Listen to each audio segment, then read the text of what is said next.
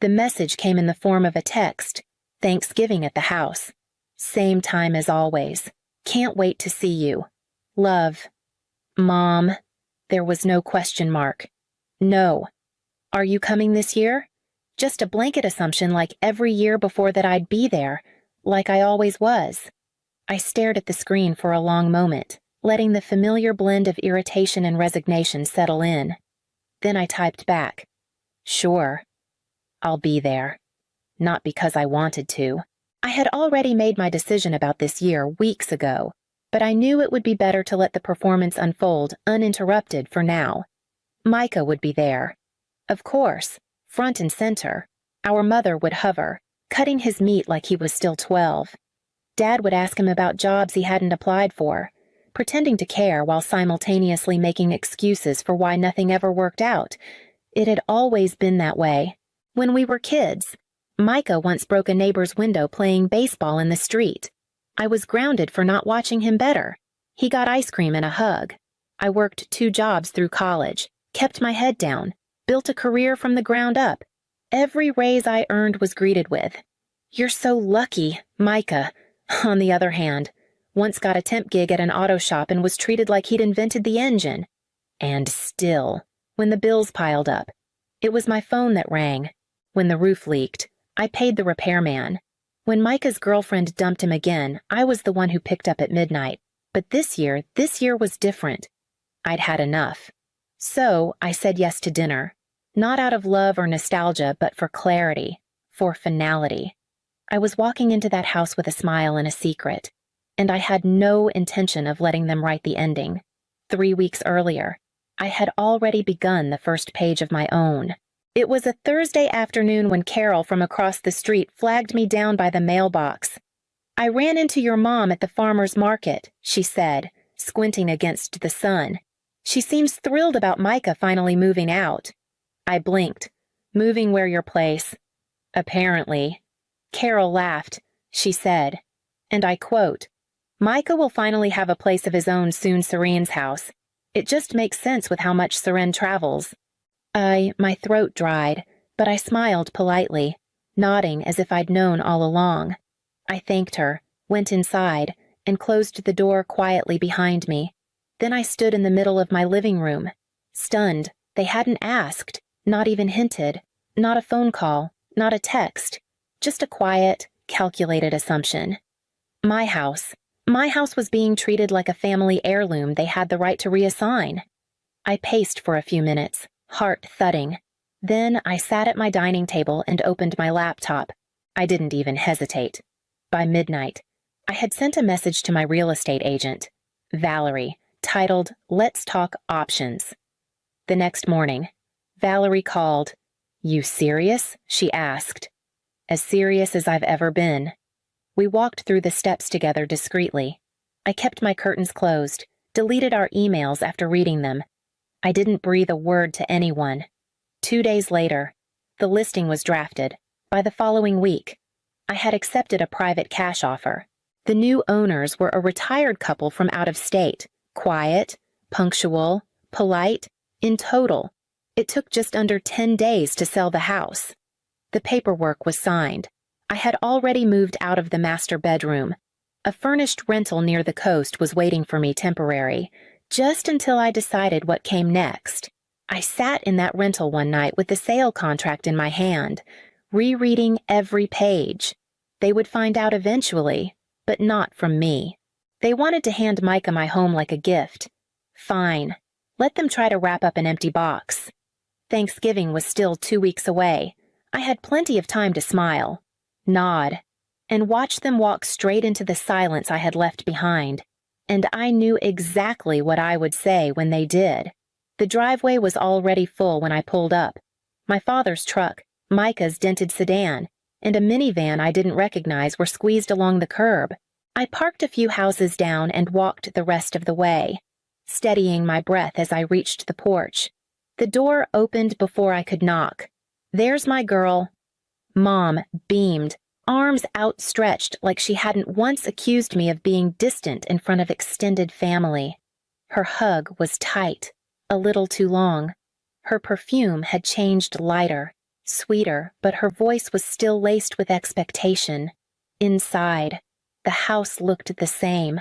Neatly set table, cranberry sauce in a glass bowl we'd had since I was 10, pumpkin pie cooling on the counter. Tradition, down to the folds in the napkins. But the mood was off. Dad barely looked up from his glass of wine. "Glad you made it," he muttered. Micah was already sitting in what used to be my chair end of the table, near the window. He didn't even try to hide his grin. "Nice of you to show," he said. "Long drive, I didn't answer." Just placed the wine I'd brought on the counter and smoothed out a wrinkle in my blouse. Mom was humming. She never hummed. She floated around the kitchen, hands too busy, smile too wide. Dad kept checking his phone like he was waiting for news. And Micah looked like he'd just closed on something he hadn't paid for. I sat down at the far end of the table, letting the tension settle around me like steam. No one said much as we served the food, though my mother did make a comment about how this could be Micah's last holiday at home. I raised an eyebrow, but stayed quiet. Micah smirked. I met his eyes briefly. He knew I knew. They were waiting. For a moment. A signal. Something rehearsed. I passed the mashed potatoes without a word, counting each breath in silence. Then my father cleared his throat and gave Micah a look. He stood, fork in hand, like he was about to offer a toast. Micah tapped his fork against his glass with mock ceremony. "I have a little announcement," he said, beaming like someone proposing a toast at his own engagement. My mother clapped her hands together softly. My father leaned back. Folding his arms, Micah turned toward me, his eyes lit with triumph. "I'm moving into Serene's house next week," he said. "Mom and Dad said it makes sense. You travel all the time, and I need a stable place." He sat back down like it had already been finalized, like I'd nod and offer him a spare key with a bow on it. Mom looked at me expectantly, the corners of her mouth trembling with forced enthusiasm. "It just makes so much sense. Honey, you're barely there. And it's such a waste to let it sit empty. This way, Micah can have a fresh start." Dad chimed in, not bothering to meet my eyes. "We talked about it. We figured you'd agree." I lifted my wine glass slowly, let the stem rest between my fingers, and took a long sip. Then I smiled gently, evenly, and set the glass down with care. "That's funny," I said, reaching into my purse, because I sold it yesterday. The silence that followed was absolute. I placed a large manila envelope on the table and slid it across to Micah. "Here's the contract, closed, signed, and filed." Micah's smirk drained from his face. "What, you heard me." He snatched the envelope, flipping through the pages with increasing panic. "You can't do this. I was supposed to." "You weren't supposed to do anything," I said. "You just assumed." Mom blinked rapidly. "Wait, why would you sell the house?" Dad leaned forward, his voice suddenly sharp. "You didn't think to tell us I looked at each of them in turn. Not angry, not defensive, just done. It's my house. It always was." Micah slammed the envelope shut. "This is insane. You're just doing this to screw me over." "No," I said quietly. "I'm doing this to stop being used." No one reached for their forks. The food sat cooling, untouched. My mother's lips parted, but she said nothing. I pushed my chair back and stood. "I hope you all enjoy dinner," I said, reaching for my coat. And then I walked out the front door like I should have done years ago. "Are you serious right now?" Micah's voice cracked with disbelief as he shoved the envelope across the table. "You really sold it!" my mother gasped, hand pressed to her chest like I'd just confessed to a crime. "Serene, how could you?" "I had to find out from her," Micah snapped, pointing at me like I was a stranger. "I already told my friends I was moving in." I started packing. My father leaned forward, voice cold. "That was low. Even for you." I stayed seated, back straight, hands folded. "You didn't ask. You just assumed. That's not how families work." He shot back. "No." I said. That's not how your version of family works. Micah stood abruptly, his chair scraping loud against the floor. You're being petty, spiteful. I needed that place. I met his eyes. You needed accountability. That's not my job anymore. You think you're better than us now, he spat. No, I said, standing slowly. I think I'm finally not for sale. Mom's voice was barely a whisper. He has nowhere to go. That's not my problem, I replied. He's 34. He can figure it out. Roy's face turned red. We made sacrifices for you. I tilted my head, and I repaid everyone, plus interest. Micah slammed his fist on the table, making the dishes jump. You're unbelievable. Just buy another place and let me stay there until I raised a hand. No, you're not even using it, he barked. I'm not using you, either, I said, and that seems to be the real issue. No one spoke after that. I reached for my coat, slid one arm in, then the other. My heart wasn't racing. My hands weren't shaking. It felt like standing on dry land after swimming for too long, solid, steady. I walked to the door and paused, turning just once. I didn't ruin Thanksgiving. I just didn't volunteer to be eaten. And then I stepped outside, pulling the door closed behind me not to make a point, not for drama, but because I was ready for silence. 3 blocks away, I parked myself at a cafe still open for the holiday, ordered black coffee, and watched the sky dim. The texts started arriving before I even finished my drink. I didn't hear about it from anyone in my family. It came from Valerie, my real estate agent. Just a heads up, she said over the phone, voice tight. Your brother showed up at the house. He thought it was a mistake. Said he lived there. The Sandersons had to call the police. My stomach didn't drop. It didn't even flutter. I just exhaled. He told them you promised it to him. She added. They were shaken, but no damage done. The officer escorted him off the property. Thanks for letting me know. I said, I'll make sure he doesn't get the address to my new place. I hung up and placed my phone face down on the counter. 2 days later, the Facebook post started making rounds. It was a blurry photo of me, taken at some past family barbecue, mid-laugh, completely unaware. The caption read, Some people forget where they come from. My sister sold the family house behind our backs. Our parents are devastated. We're heartbroken. Just pray for us. Micah's name was attached. So was my mother's, who had reshared it with a broken heart emoji and a comment that simply read, We raised her better than this. There were dozens of likes. People I hadn't seen since high school chimed in with comments like, disgusting. And I hope karma finds her. One even wrote, She probably only visits for inheritance checks. I scrolled for a while, numb.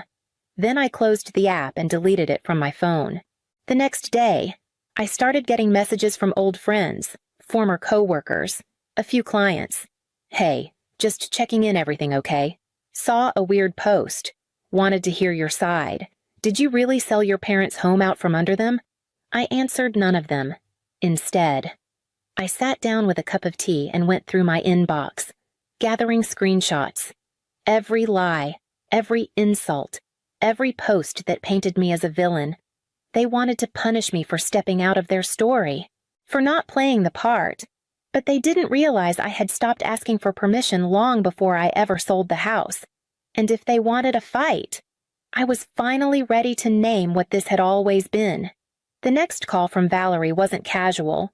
Did you send someone to update your forwarding address, she asked. No, I said immediately. Why someone called pretending to be you, knew your full name, old address, even your birthday, said you were having phone trouble and wanted everything rerouted. I stood still, letting the silence stretch. But they couldn't answer your security question, she continued. So I stalled and hung up. Thank you, I said. That wasn't me. After we hung up, I sat down and opened my laptop. The email from my bank had arrived just hours earlier. Unusual login attempt blocked. It came from a device in a city I hadn't visited in years. Micah still lived there, still used the same phone number, still thought I wouldn't fight back. I reset every password, enabled two-factor on everything. I even changed my phone number and rerouted my mail to a P.O. box. The energy wasn't anger, it was calculation, because this wasn't about the house anymore. This was identity. This was safety. It was always a game to Micah, a script he could rewrite if he shouted loud enough. In his world, boundaries didn't exist, just delays in getting what he thought he deserved. And I'd been the one holding the line for too long. Now, I was done holding it. I was reinforcing it. I backed up every message, every email, every screenshot from the last month. I made a separate folder titled Proof. I took notes on phone calls, timestamps, names, details I'd once ignored because I didn't want to make it worse. But it was already worse. It was dangerous now. I knew it was him. He didn't even bother hiding it. The messages had gone from passive-aggressive to frantic. This isn't over. I just need to talk. You're ruining everything. And maybe I was. For him. For the first time. I started to consider what I hadn't wanted to before if this continued. I'd have no choice but to report him. The next move would be mine, and this time, it wouldn't be quiet. I unblocked my parents and dialed. My mother answered on the second ring. Seren put him on speaker. What now? There was a pause, then the muffled rustle of movement. I pictured their kitchen, the laminate countertops, the weak hum of the old refrigerator. My father stayed quiet. Then Micah's voice came through. Casual, like nothing had happened. Oh, now you want to talk? No, I said. I want you to listen. If you try to access my information again, bank, address, anything, I will press charges. Silence. I have everything backed up. I've already spoken to someone. This isn't a bluff. He's just desperate. My mother cut in. You left him with nothing. I didn't flinch. No, he left himself with nothing. You kept him soft and angry and dependent. That's not on me. You're making this worse, she said, voice cracking. You know how much we've struggled. You've struggled, I repeated, and every time you did, I bailed you out. Every bill, every repair, every time he ran out of options, you came to me. Micah scoffed. You're acting like you're some kind of hero. No, I said. I'm acting like someone who's finally tired. I'm not your safety net. I'm not his exit plan. I'm done. We're family. My mother said quietly.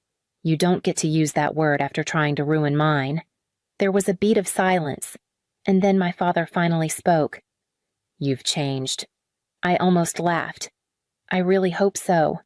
I ended the call without saying goodbye. My hands weren't shaking when I set the phone down. I didn't cry. I didn't second guess. The heaviness I used to carry after every conversation with them was gone. That night, I turned off every notification, brewed a strong cup of coffee, and opened my laptop. I logged into my legal insurance portal and scheduled a consultation, not because I wanted to escalate, but because I finally understood the game. They weren't going to stop, and neither was I. The weeks slipped by quietly, the way time does when no one is taking from you. My apartment was small, 2 rooms, no balcony, creaky floors, but it was mine. No one had a key but me. No one knew the address but the post office and the leasing office. The silence was strange at first, like stepping into a house where the television had always been on and realizing it never needed to be. There were no more surprise calls, no texts, no guilt trips disguised as updates, just the sound of seagulls in the morning and the low hum of the tide rolling in behind the buildings. I bought a small coffee pot and a ceramic mug with a crack along the rim. I could have replaced it, but I didn't. It reminded me that broken things can still hold warmth. I walked more, slept better, ate when I was hungry instead of when I remembered I hadn't. I started a notebook. Nothing dramatic, just phrases that came to me when the air felt still. One morning, I stood by the window as fog curled in from the water. A gull drifted past. Effortless. I held my mug close and whispered. They saw me as an asset. I became a boundary. It didn't feel like bitterness. It felt like clarity. I hadn't set out to punish anyone. I didn't need revenge. What I needed was distance, space wide enough to hold my own voice without theirs echoing over it. Micah hadn't reached out again. My parents had gone quiet. Too. Maybe they were regrouping. Maybe they were waiting for me to fold. But this time, I had nothing left to give them and nothing they could take. I sat down with my coffee and opened my laptop. A message blinked at the top of the screen, flagged from a name I hadn't seen in months. It was from Valerie. Subject line, "You'll want to see this."